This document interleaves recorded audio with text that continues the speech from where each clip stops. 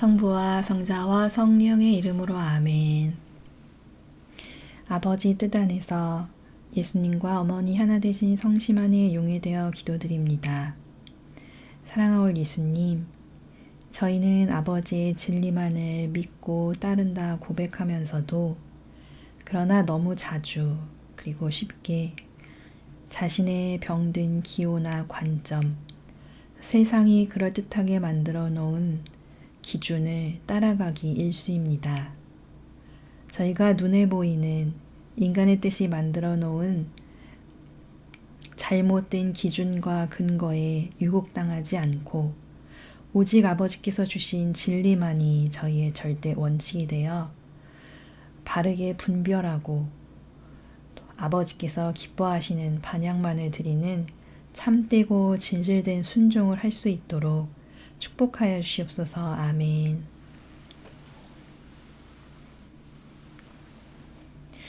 안녕하십니까.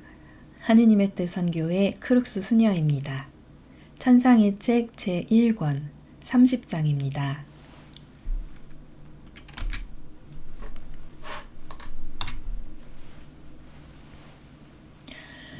천상의 책 제1권 30장. 고해사제의 명령 때문에 예수님께서 받기를 바라시는 고통을 거부하다. 결국 예수님께서 몸소 사제에게 이것이 주님 뜻이라는 증거를 주시다.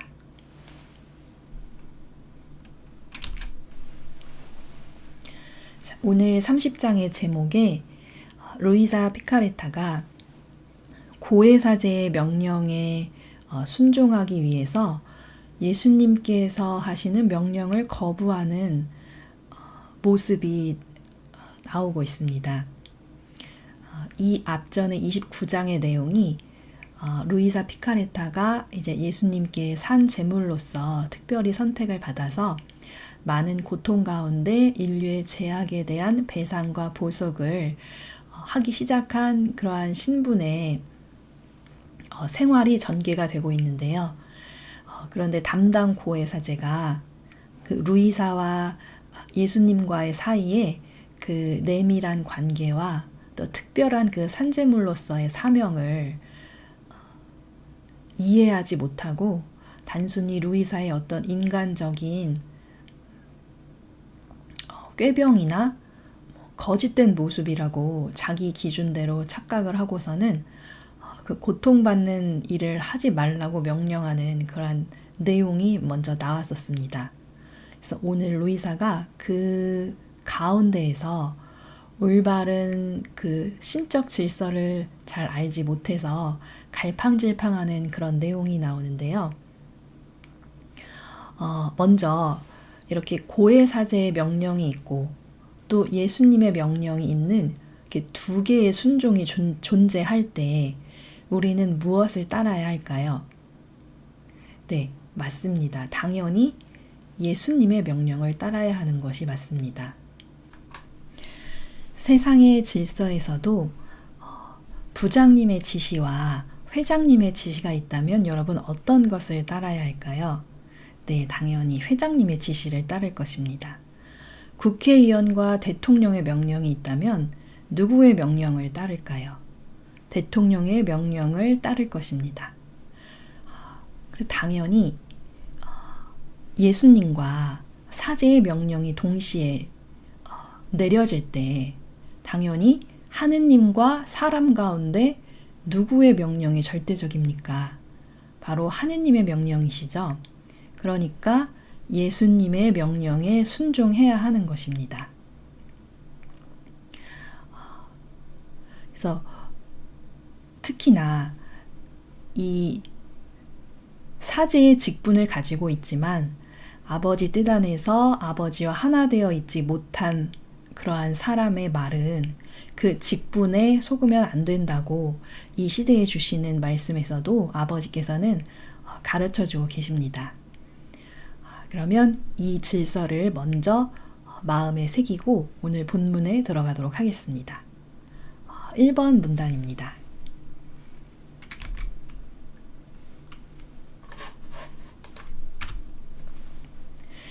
따라서 산 제물의 상태로 침상에 못 박혀 있지 말라는 사제의 명령에 기꺼이 순종하는 한편, 내가 항상 사랑하는 예수님께서 주님의 고통을 전해주시려고 나타나셨을 때는 그분께 저항하면서 이렇게 말씀하셨다.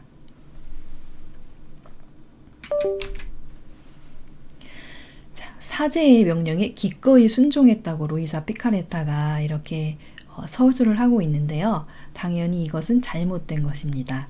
당연히 예수님의 명령을 따라야 되는 것입니다. 계속해서 이번 문단 보시겠습니다. 사랑하올 저의 어지신 예수님, 저의 거절을 나쁘게 생각하지 말아 주십시오. 제가 어떻게 하면 좋겠습니까? 주님께서 주시고자 하는 고통을 받지 말라는 것이 신부님의 명령이니 저로서는 어쩔 수 없습니다.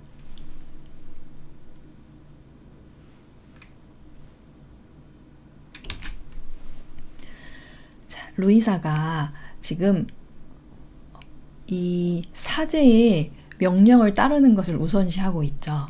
그러니까 이 신적 질서에 대해서 아직 잘 모르는 것이고 혼란을 갖고 있는 것이죠. 그리고 이번 문단에서 이미 예수님께 순종을 한 것이 아니라 사제에게 순종을 하고 난 다음에 예수님께 이런 말씀을 드리고 있습니다. 그러니까 예수님의 명령을 어기고 자기가 먼저 행동을 한 후에 그 다음에 나중에 통보하고 있는 태도이죠.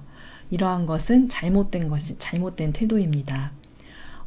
정말 자신이 어찌할 바를 모르겠고 어떻게 해야 될지 모르는 상황이라면은 예수님께 먼저 여쭈어 보고 그리고 나서 예수님 말씀대로 따르는 것이 옳은 것이겠죠.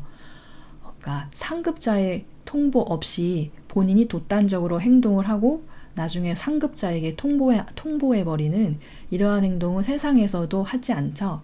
그러니까 이 루이사가 아직 이런 신적 질서에 대해서 잘 깨닫지 못하고 있는 모습을 보여주고 있습니다. 3번 단락입니다.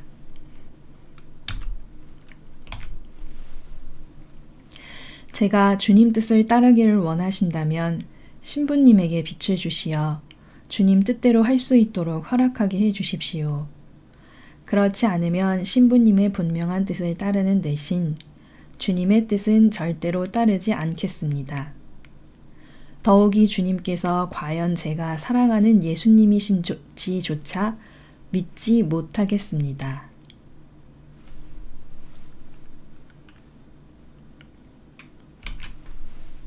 자, 먼저 여기서 사제를 신부님이라고 지칭을 하고 있는데요. 이 신부라는 단어는 잘못된 단어라고 말씀을 드렸었습니다. 이 신자가 한자의 신은 귀신 신자입니다. 그러니까 올바른 호칭은 사제라는 호칭이 성경에서 말씀해 주시는 사제라는 호칭이 맞는 것입니다.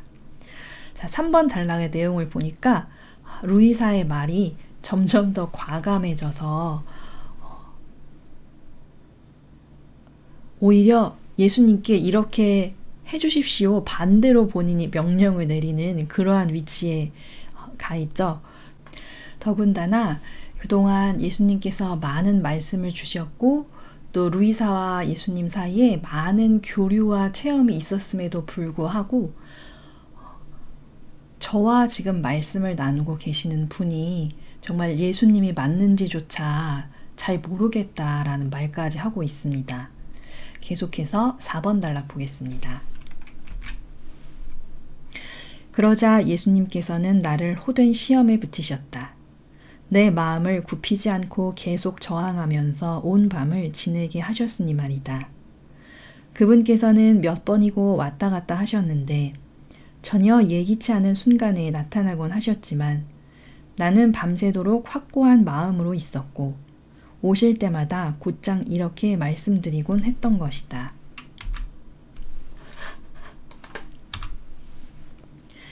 제 사랑이시여, 부디 좀 참아주십시오.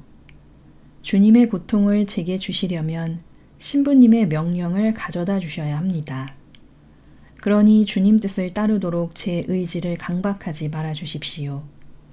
주님께서는 저를 으스러뜨리실 수도 있고 숫째 없애버리실 수도 있으며 주님의 아픔과 비통과 고통을 원하시는 대로 제게 주실 수도 있습니다. 그러나 그렇다고 해서 제 뜻이 거기에 동의하는 일은 없을 것입니다. 신부님의 명령 없이는 절대로 굽히지 않을 것입니다.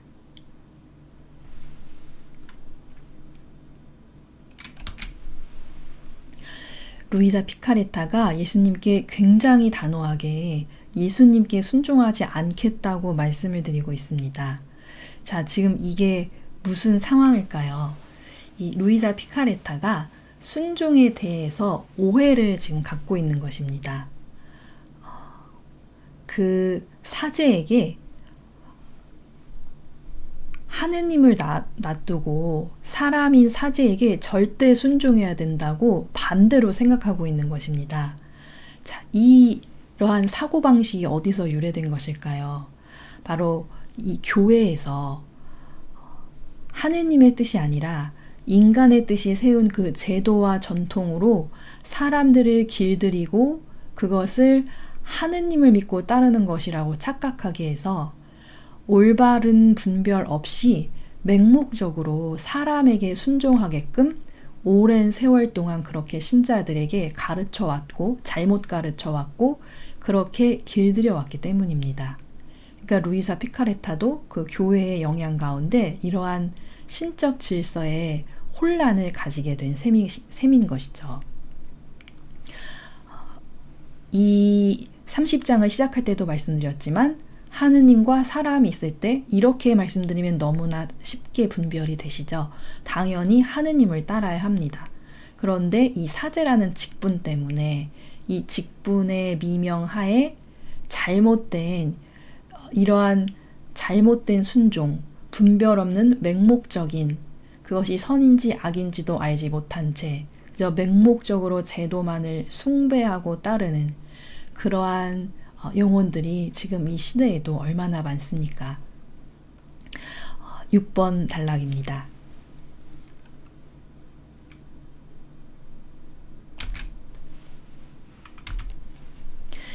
아침이 될 때까지 그렇게 계속 저항한 나는 마침내 이 시험에서는 주님께서 이미 내게 굴복하셨다고 생각했기에 모든 괴로움에서 완전히 해방된 느낌이 들었다. 그런데 그렇지가 않았다. 내가 괴로움에서 벗어났다고 여기고 있었던 한순간 사랑하올 예수님께서 나를 주님께로 바짝 끌어당기셨기 때문에 의식을 잃고 말았으니 더 이상 저항할 수도 없어졌던 것이다.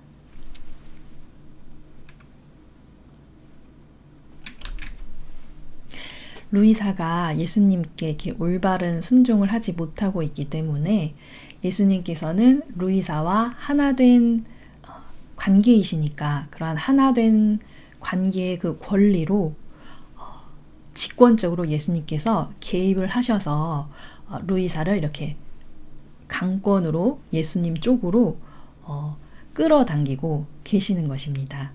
7번 단락입니다.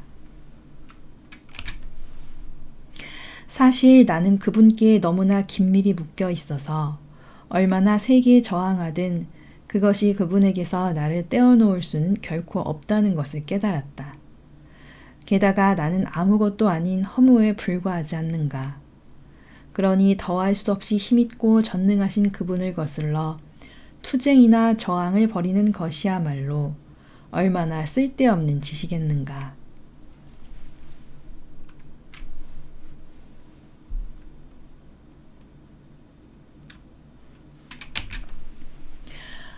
루이사가 이제 조금씩 깨닫고 있는 상태인데요. 왜 이런 부작용이 생겼을까요? 여러분, 마귀는 어디에 살아가는 것일까요? 눈에 보이는 어떤 우리가 세상적인 그림에서 도깨비 그림이나 그런 데서 볼 수 있는 겉으로 보기에도 흉측하고 무서운 그러한 형상으로 우리에게 다가오거나 공격하는 것이 아니라 악은 바로 사람의 사고방식 가운데 살아갑니다. 그래서 이 시대에도 그 악의 세력이 수많은 문화와 또 제도와 전통, 그럴싸해 보이는 인간이 이 시대에도 수많은 좌파 세력이라든지 그런 무리가 주장하고 외치는 여러 가지 슬로건이나 어떤 이념이나 사상이 있습니다. 바로 그런 것들의 영향을 통해서 사람의 사고방식이 진리가 아니라 악의 프레임에 길들여지고 그러한 사고방식으로 살아가게 되는 것입니다. 그러니까 이런 부작용도 역시 그 사고방식을 마귀가 차지한 부작용이라고 할 수 있습니다. 8번 단락입니다.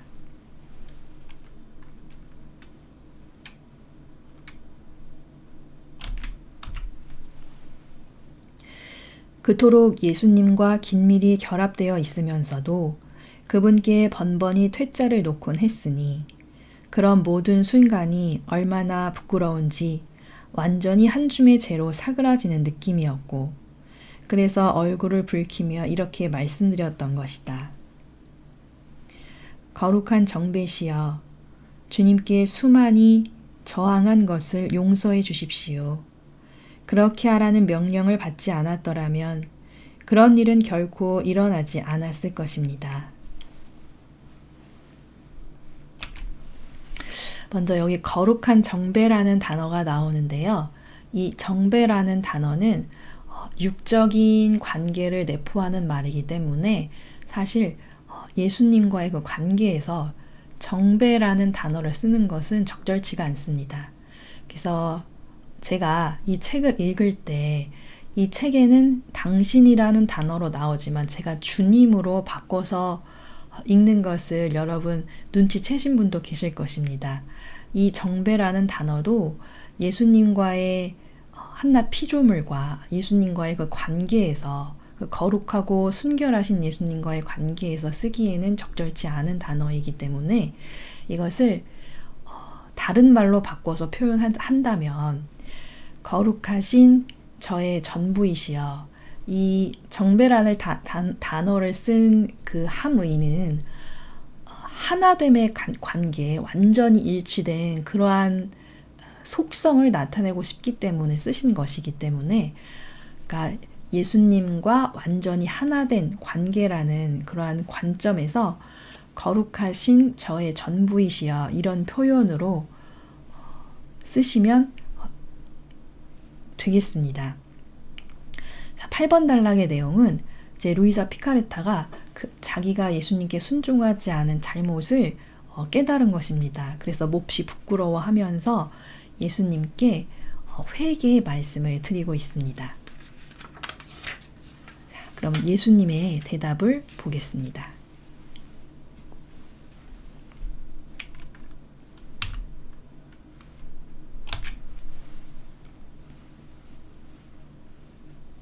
예수님께서는 매우 상냥하게 말씀하셨다. 사랑하는 딸아, 그래서 내 마음이 상했으리라고는 생각하지 말아라. 고해사제가 그런 명령을 내렸다고 해서 나를 모욕한 것도 아니다. 섬세한 양심으로 자신의 직무를 수행하는 사람은 악과 마찬가지로 선을 다룰 때에도 윤리적인 책임을 다하기 위하여 갖가지 방법을 써서 시험해 보아야 하기 때문이다. 그런즉 안심하고 언제나 내게 의탁하며 지내어라. 내게로 오너라. 오늘은 설날이다. 오너라. 새해 선물을 주마. 과연 그날은 새해 첫날이었다.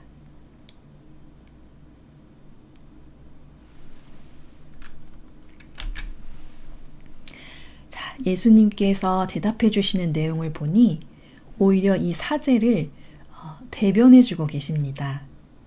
자, 그런데 우리가 여기서 발견해야 할 것은 이 사제가 옳았기 때문에 예수님께서 대변해 주시는 것이 아닙니다. 당연히 그 사제가 그러한 명령을 내리는 것도 잘못된 것이고 루이사가 그러한 잘못된 사제에게 예수님께 순종하지 않고 그러한 잘못된 사제에게 순종하는 것도 당연히 잘못된 것입니다. 자, 그런데 우리는 여기서 예수님의 그 인품을 엿볼 수가 있는데요. 바로 자기의 잘못을 깨닫고 회개하는 영혼에게는 이렇게 예수님께서 너무나 무한한 사랑과 대범하심으로 회개하는 영혼을 이렇게 품어주신다는 것입니다. 당연히 그 사제와 루이사도 루이사의 그 잘못도 있지만 그것을 오히려 탓하시지 않고 이 영혼이 순수하게 잘못을 고백하고 회개하니 그의 처지를 고려해 주시면서 격려해 주시고 품어 주시는 것입니다. 우리가 예수님의 이러한 모습에서 리더로서의 자세는, 그러한 태도는 어떠해야 하는가, 이러한 것도 배울 수가 있습니다. 10번 단락입니다. 그런 후 예수님께서는 바싹 다가오셔서 나를 덥석 껴안으시고 내 입술에 주님 입술을 대시더니 더없이 달콤한, 밀크보다도 달콤한 어떤 액체를 흘려 넣어 주셨다. 그리고 몇 번이나 자애로운 입맞춤을 주신 다음 주님 가슴에서 반지를 하나 꺼내시고 말씀하셨다. 이 반지를 잘 보아라. 내가 맹세코 너와 혼인할 터인즉 그 혼인을 위하여 준비한 반지이다. 지금 나의 명령은 네가 계속 산재물의 상태로 살라는 것이다. 그리고 네가 끊임없이 이 고통스러운 상태로 사는 것이 나의 뜻이라는 것을 고의 사제에게 알려라.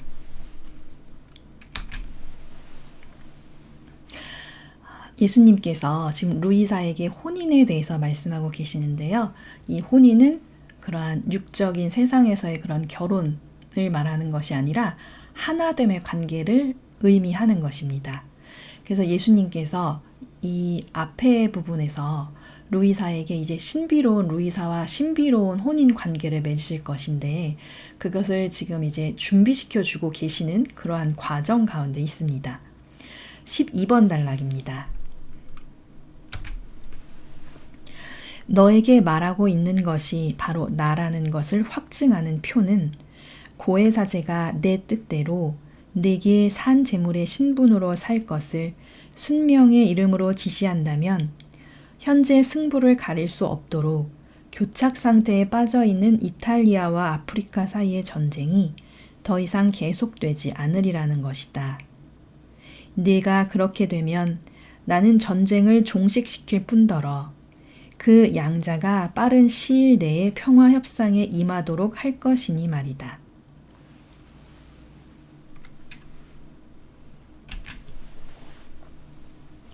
자, 루이사라는 이 산 제물의 존재 덕분에 이탈리아와 아프리카 사이의 전쟁마저도 끝내실 수 있는 그러한 놀라운 은총의 효과가 있습니다.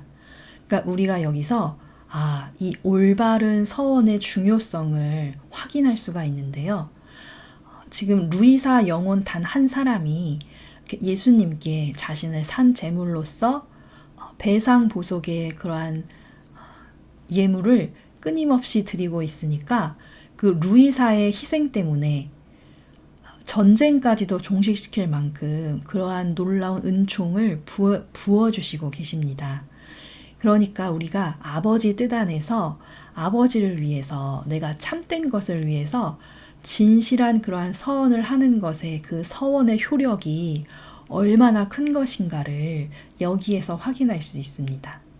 그래서 저희 사명도 여러분께서 이 아버지 뜻 지식을 점점 공부해 가시고 알게 되시면서 참되고 진실한 마음으로 저도 아버지께 제 자신을, 제 영혼을 산제물로 저의 고통을 바쳐드립니다. 이러한 서원을 하게 되시는 분들이 많아지시기를 희망하고 고대합니다.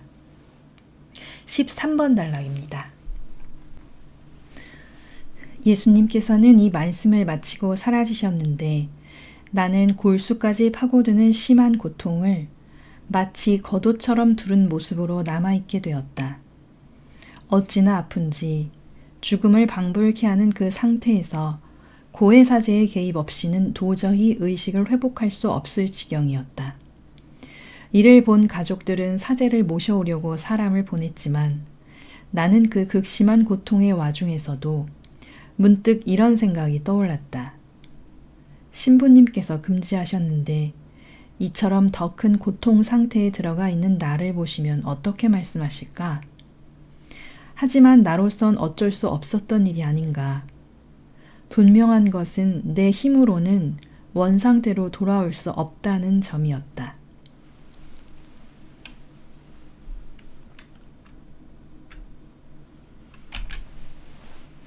자, 13번 단락의 내용은 루이사가 어떤 명령에 순종해야 할지를 잘 몰라서 갈팡질팡하는 가운데 자기의 그런 괴로운 처지를 혼자서 토로하는 내용인데요. 이게 바로 자기 연민이죠. 이 자기 연민, 자기 동정이라고도 하는 이것은 정말 지극히 인간적인 것인데요. 이것은 결코 우리가 가져서는 안 될 뽑아버려야 할 태도입니다. 자, 왜 그럴까요? 자기 연민, 자기 동정이라는 것은 기준이 어디에 있습니까? 네, 하느님 아버지 진리에 있지 않고 내 자신에게 있습니다. 나를 중심으로 생각하는 것이죠. 그리고 끊임없이 내 병든 기호, 정서, 그리고 올바르지 못한 내 관점으로 끊임없이 자신을 동정하고 자기를 피해자라고 생각하게 하고 자기를 스스로 불쌍히 여기고 자기를 끊임없이 돌보는 방법만을 찾는 그러한 태도입니다. 이렇게 되면 사람이 어떻게 되죠? 네, 끊임없이 이유를 찾아서 자기를 합리화하고 환경 탓, 남 탓을 하게 됩니다. 그럼 이런 용어는 결국은 어떻게 될까요? 자기 자신에 대한 객관화도 없고 그저 패배주의적인 그리고 나약 자체로 그냥 그 자리에 주물러 앉아버리게 만드는 것이죠. 이것이 바로 마귀가 노리는 그러한 인간을 속이는 잘못된, 그릇된 감정 중에 하나입니다. 이럴 때 우리는 어떻게 해야 될까요? 네, 아버지께서 가르쳐 주시는 말씀, 오직 진리를 근거로 해서 나 자신을 살피고 또 환경을 살피고 아버지께 의탁하면서 그 상황을 헤쳐나갈 수 있는 지혜를 주시고 도움의 손길을 주시기를 간구하며 자신이 할 수 있는 그러한 비관적인 감성에 빠지는 것이 아니라 자신이 할 수 있는 일을 찾아 나가면서 일어서야 하는 것입니다. 그러니까 이 자기 동정과 자기 연민의 늪에 그것이 마귀의 속임수라는 것을 잊지 않으시기 바랍니다. 14번 단락입니다.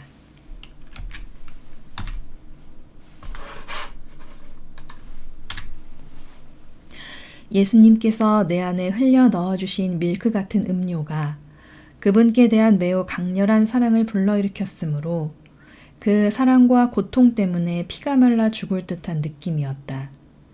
더군다나 이 음료는 아주 달고 배부른 느낌을 주었으므로 사제가 내 정신을 깨어나게 한 후 가족들이 가져온 음식을 좀 먹게 하자 아무래도 위장이 받아줄 것 같지 않았다.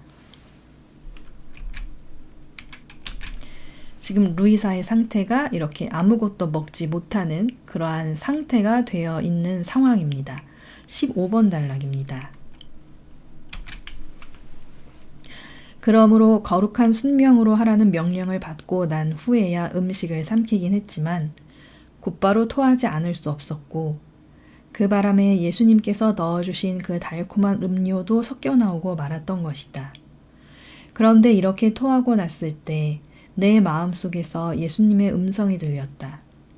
거의 농담하시는 투로 이렇게 말씀하시는 것이었다.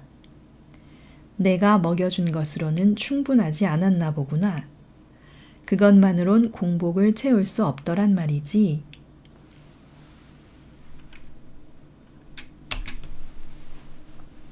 자, 예수님께서 루이사에게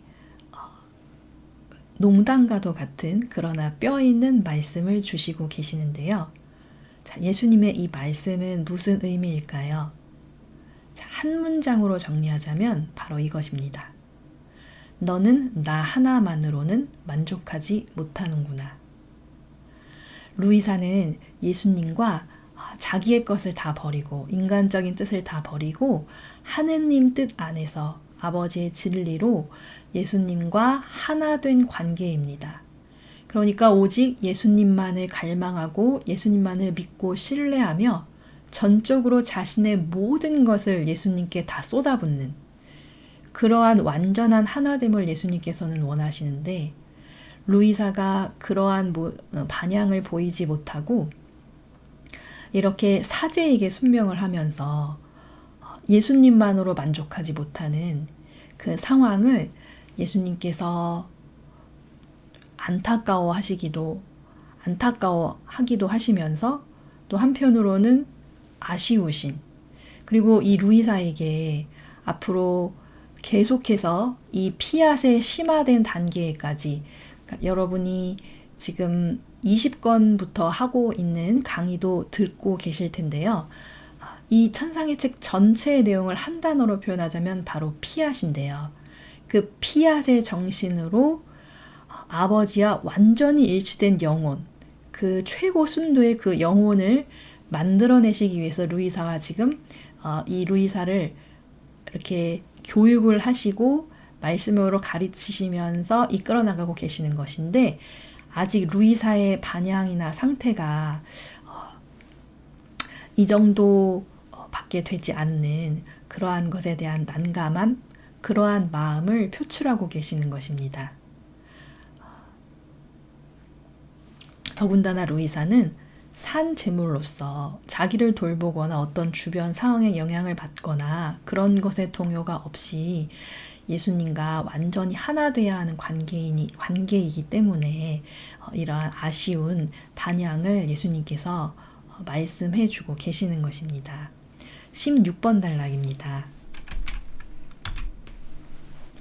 나는 부끄러움으로 얼굴이 확 달아오는 것을 느끼면서 오 좋으신 예수님, 저더러 어떻게 하라는 말씀이십니까?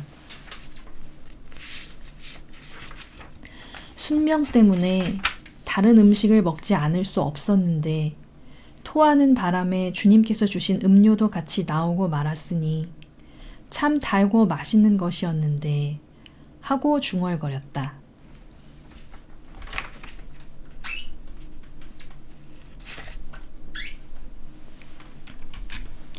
루이사가 계속해서 아까 혼잣말을 했던 것과 같이 예수님께도 저더러 어떻게 하라는 말씀이십니까? 이렇게 반문을 하는 태도 자체가 아직 루이사가 제대로 깨닫지를 못하고 있다는 사실의 반증입니다.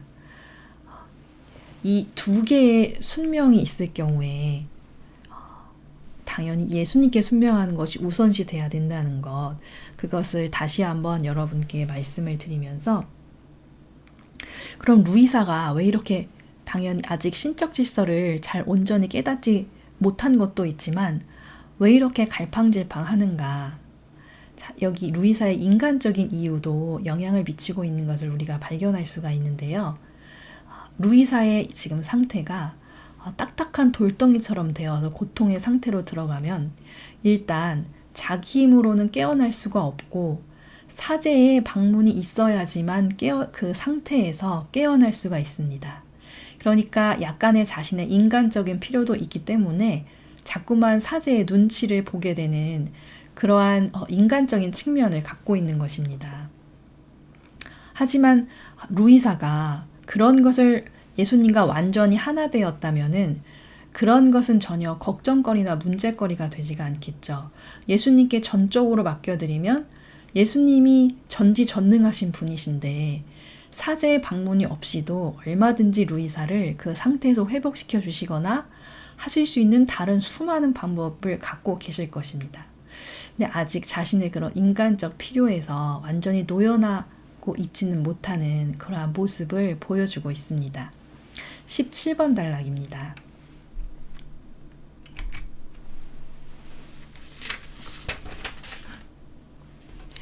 이 일이 있은 후 고해 사제는 내게 아무것도 묻지 않았고 다만 잠시 짬이 나는 대로 다시 오겠소 하는 말만 남기고 나가버렸다. 나는 하느님과 나 사이의 일을 사제가 간섭하는 것에 대해 개의치 않으면서도 한편으로는 그것이 불만스럽기도 했던 터라 그로 하여금 내게 아무것도 묻지 않게 해주신 예수님께 곧장 감사를 드렸다. 그러나 그날은 아직 다음날 사제가 다시 왔을 때 일이 어떻게 돌아갈지를 몰랐던 것이다. 그는 여느 때와 달리 잔뜩 찌푸린 얼굴로 아무것도 묻지 않은 채 다짜고짜 화를 벌컥 내면서 나를 순종할 줄 모르는 자라고 불렀으니 말이다. 그리고 이렇게 덧붙여 말하는 것이었다. 루이사가 지금까지는 예수님께 순종하지 않고 사제에게 순종해 왔는데, 그런데 또 18번 단락의 내용을 보니까 사제에게 순종을 하면서도 또 동시에 그 사제에게 불만을 갖고 있기도 한 모습을 보이고 있습니다. 그러니까 루이사의 태도가 확실치가 않은 것입니다. 예수님께 확실하게 순종을 하던지, 그것도 아니면서 사제에게 순종을 하면서 순종을 하는 그 대상에게도 또 불만을 품고 있는, 이렇게 확고하지 못한 태도를 지금 보이고 있죠. 그런데 그 다음날 사제가 루이사를 찾아와서 다짜고짜 화를 벌컥 내면서 이렇게 말을 하고 있습니다. 19번 단락의 내용을 계속해서 보겠습니다. 의식을 잃고 죽음의 상태에 떨어지곤 하는 그 발작 증세는 실제로 순전히 질병으로 볼 일이지 초자연적인 현상으로 여길 일이 아니요. 그것이 하느님께로부터 오는 것이라면 그대로 하여금 그렇게 불순종에 떨어지게 하실 턱이 없소. 하느님께서는 순종이라는 아름다운 덕행을 아주 높게 평가하시므로 어떤 일도 순종을 빼놓고 이루시는 법이 없으니 말이오.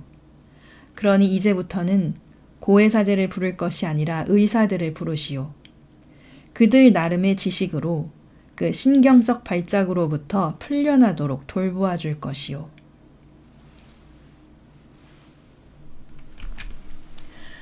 사제가 루이사 피카레타의 상태를 아주 단단히 오해하면서 굉장히 오만한 태도로 말을 하고 있는데요.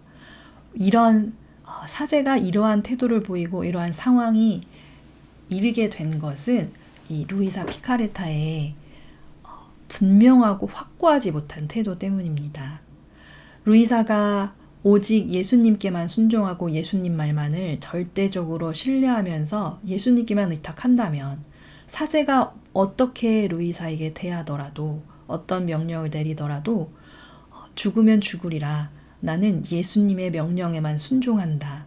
나는 진리에만 순종한다. 이런 자세로 사제를 대했더라면 오히려 그러한 루이사의 반향을 보시고 예수님께서 그 사제에게 개입을 하셨다던가 혹은 그 사제 없이도 얼마든지 전능하신 능력을 갖고 계신 예수님께서 수많은 방법을 가지고 얼마든지 상황을 펼쳐 나가실 수가 있으셨을 것입니다.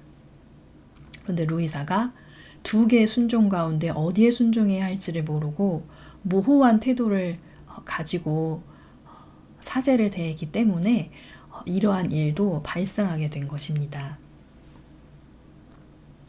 자, 그런데 이 사제는 19번 단락의 내용을 보니까 마치 루이사가 이게 예수님과의 그런 신비로운 루이사와 예수님 단 둘만의 그러한 산재물로서의 신분 가운데 발생하는 배상과 고통의 그런 현상들인데 전혀 그것을 바르게 알려고 하지도 않고 순전히 자기의 인간적인 기준으로 함부로 판단하고 말을 하고 있죠. 그런데 사제가 하는 말 자체는 사람이 보기에는 굉장히 그럴듯해 보이고 다 맞는 말처럼 들립니다. 하느님께로부터 오는 것이라면 그렇게 불순종에 떨어지게 하실 턱이 없소. 하느님께서는 순종이라는 아름다운 덕행을 아주 높게 평가하심으로 어떤 일도 순종을 빼놓고 이루시는 법이 없으니 말이요. 이렇게 말을 하고 있습니다. 사제가 말하는 여기 이 불순종은 어떤 의미인가요? 아버지께 순종하지 않는 그 불순종을 의미하는 것일까요? 아닙니다. 이 사제는 자기의 인간적인 기준, 자기 뜻으로 내리는 그 명령에 순종하라는 의미로 이 아버지의 거룩한 순종을 빙자해서 말하고 있습니다. 루이사에게 불순종한다고 책망하는 이 내용은 루이사가 아버지 뜻에 불순종한다고 책망하는 것이 아니죠. 자기가 내리는 명령, 자기의 인간적인 기준에 맞추지 않는다고 그것을 불순종이라고 말하고 있습니다. 이게 굉장히 교묘하게 아버지께서 높이 평가하시는 그 아름다운 덕행인 순종이라는 말을 차용해서 자기의 인간적인 뜻에 순종하라고 교묘하게 말을 하고 있죠. 이것이 안타깝게도 이 교회의 실상이고 그 교회 안에서 하느님의 일꾼이라고 빙자하여 살아가는 그 사람들의 실상입니다. 20번 단락 보겠습니다. 이 꾸중을 듣고 난 다음 나는 그동안 일어났던 일과 주님께서 사제에게 말하라고 하셨던 내용을 공손한 태도로 피력하였다. 그러자 사제는 마음을 바꾸어 내가 예수님의 이름으로 그에게 한 말에 대해서 의심을 품을 수는 없다고 확언하였다. 이탈리아와 아프리카 사이의 전쟁이 승부를 가릴 수 없는 막다른 교착 상태에 빠져 있는 것이 틀림없는 사실이기 때문이었다. 그러므로 그는 그대의 말대로라면 그 양자의 평화 협상에 대해서도 그대가 산 제물이 됨으로써 시기를 앞당길 수 있다는 것인데 그거야 두고 보면 알 일이요. 단 이것이 하느님께로부터 온 것이라면 내가 문제 삼을 수 없는 일이지만 혹시 다른 데서 온 것이라면 어쩌나 하는 생각이 들 뿐이요. 하고 덧붙였다.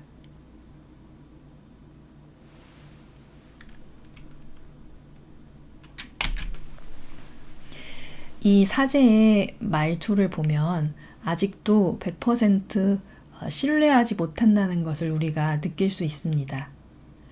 그러나 아버지를 정말 사랑하고 아버지 뜻에만 순종하기를 바라는 참된 하느님의 일꾼이라면 이렇게 반향을 해야 되겠죠.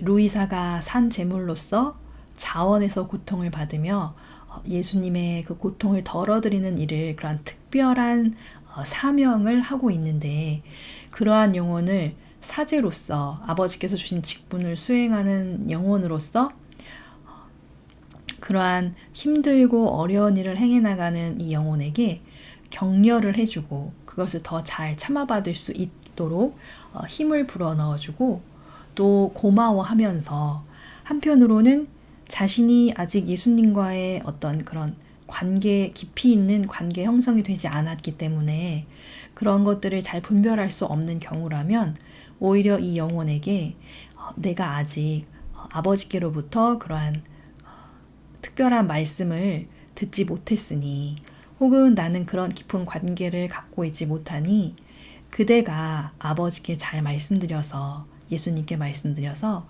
내가 그것을 잘 분별할 수 있고 또 지도할 수 있고 확신할 수 있도록 그렇게 나를 위해서 기도해주고 예수님께 부탁을 드려주시오. 이런 식의 말을 해야 마땅한 것이겠죠. 22번 단락 계속해서 보겠습니다. 이 말을 마치고 그는 어지신 내 예수님께서 분명히 드러내신 뜻을 따르라고 명령하였고 한 번 더 이렇게 말하였다. 이제 이 전쟁이 끝날 것인지 전쟁 당사자들 간의 평화가 지체 없이 회복될 것인지 두고 봅시다. 그로부터 넉 달이 지난 후 그는 신문을 통하여 위에서 말한 협상이 예수님께서 예고하신 대로 이루어졌음을 알게 되었고 내게로 와서 이렇게 말하였다. 막다른 교착 상태에 빠져 있었던 전쟁이 이탈리아나 아프리카나 양쪽 다 아무 피해를 입지 않고 종결되었고 평화 협상도 완전히 끝났다오. 사전에 예고되고 그대로 실현된 이 사건으로 말미암아 고해사제는 하느님의 개입을 확신하게 되었으므로 나를 평화 속에 지내도록 해주었다. 하느님의 뜻에 저항할 때는 결코 누릴 수 없는 평화 말이다.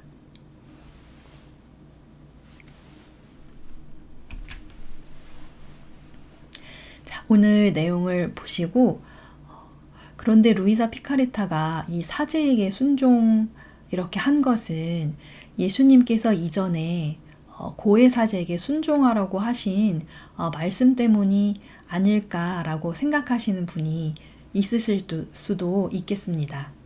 자, 예수님께서 그 고해 사제에게 순종하라고 루이사에게 말씀하셨던 이유는 먼저는 이 루이사를 이 피앗의 완전한 일치의 그 단계까지 이끌어가기 위해서 먼저 시작하는 단계에서 순종을 훈련시키시기 위해서 그 고해 사제에게 순종하는 법을 훈련시키실 필요가 있으셨기 때문입니다.